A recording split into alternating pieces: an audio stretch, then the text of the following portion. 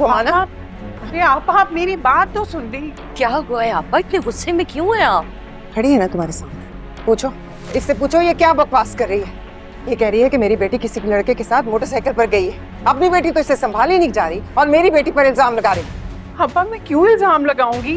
अरे ये सुन रही हो तुम, सुन रही हो रोमाना, ये क्या कह रही है? ये कह रही है ये इल्जाम नहीं लगा रही, ये सच बोल रही है कि मेरी बेटी किसी लड़के के साथ गई है। इसने वाकई देखा है किसी लड़के के साथ मेरी बेटी को।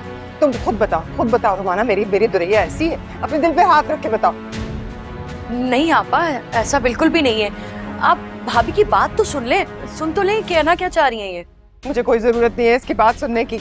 मैं जानती हूँ ये दुरैया में और सारा में फर्क मिटाना चाहती है, उनको बराबर करना चाहती है। ये समझती है ना ये कमजात कि मैं सारा की दुश्मन हूँ। ऐसा सोच भी नहीं सकती। दुरैया और सारा मेरे लिए एक जैसी हैं। अल्लाह ना करे जो मेरी बेटी तुम्हारी बेटी के बराबर हो। जमीन और आसमान का फर्क है दोनों में, वो फर्क तुम कभी मिटा नहीं सकती। तुम्हें शर्म नहीं आई मेरी पाकबाज बेटी के ऊपर तोहमत लगाते हुए?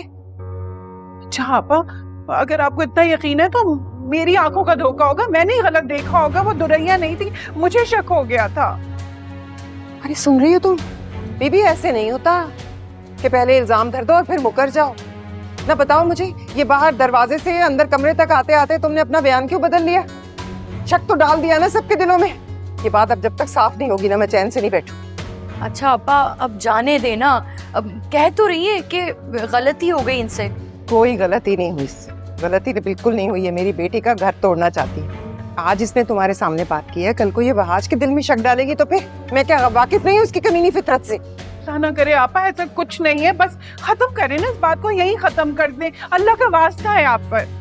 ये बात अब खत्म नहीं होगी, अब तो दुरैया के सामने बात हो। तो क्या आप दुरैया के सामने बात करेंगी ये? अरे क्यों ना करूं, मतलब जिस पे इल्जाम लगे उससे बात ही ना करूं। अभी मैं उसकी सहेली के यहाँ से होके आई हूँ, वहां से मुझे पता चला कि वो दोनों बाजार गई हैं एक साथ, और ये कह रही है कि वो किसी लड़के के साथ गई। अब तो दुरैया के सामने बात होगी, वो आके बात साफ करेगी तो मुझे चैन आए। आपा बेहतर है कि हम इस बात को यही खत्म कर दें। अब क्यों खत्म कर दूं? मैं तो दुरैया से पूछ के ही दम लूंगी। जब तक ये बात उसके सामने साफ नहीं होगी ना, तब तक मुझे चैन नहीं आएगा। मैं बुलाती हूँ उसे, अभी फोन करती हूँ, उसे बुलाती हूँ, पूछती हूँ किसके साथ गई थी। लो मनहूस, हमारे की बैटरी खत्म हो गई, कभी वक्त पे काम ना आया। लगाती हूँ इसको चार्ज पे, फिर करूंगी बात।